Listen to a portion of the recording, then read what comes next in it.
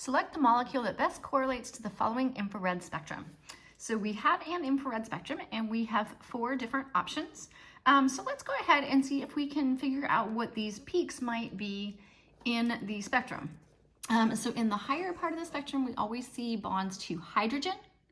Right here around 2200, 2100 or so, that's where we would see triple bonds if there were any present. So we can see right away that there are no triple bonds.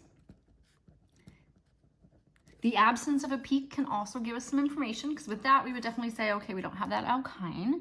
And then we have the double bond region. So let's see if we can label these. So here at 3370, we see a fairly intense peak. It's also very smooth and broad.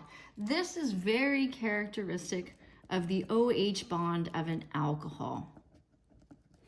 And so really smooth, it's broadened by hydrogen bonding, so we definitely have an alcohol.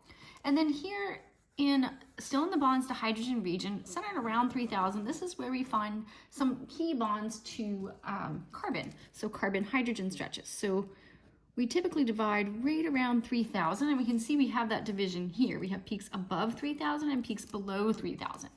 So the stretches that are above 3000 are those sp2 carbon-hydrogen stretches. So we've definitely got alkene or aromatic somewhere in this molecule.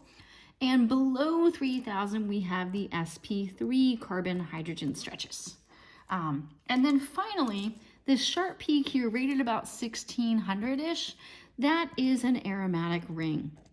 So it looks like in our molecule, we have an alcohol, we've got an aromatic ring, and we've also got some alkane carbons. So if we take a look at our options, that only matches D. So we've got the aromatic ring, we've got the alcohol, and we've got some sp3 carbon hydrogens, right?